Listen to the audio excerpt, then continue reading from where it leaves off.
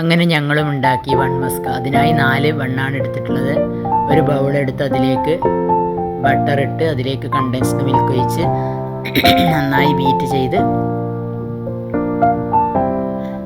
ബണ്ണെടുത്ത് അത് നടുവേ മുറിച്ച് അതിലേക്ക് ഈ ക്രീം നന്നായി തേച്ച് പിടിപ്പിക്കുക. അതാണ് മസ്ക.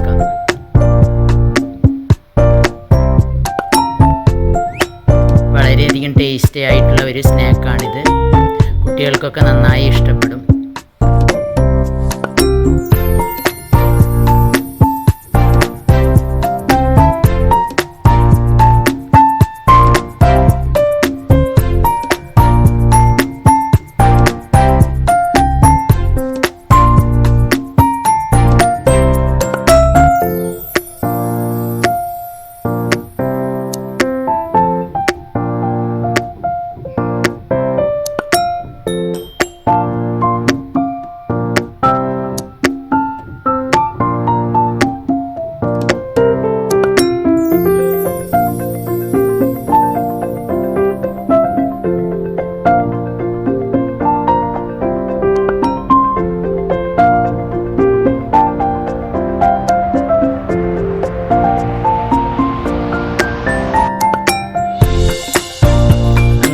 മസ്ക റെഡിയായി.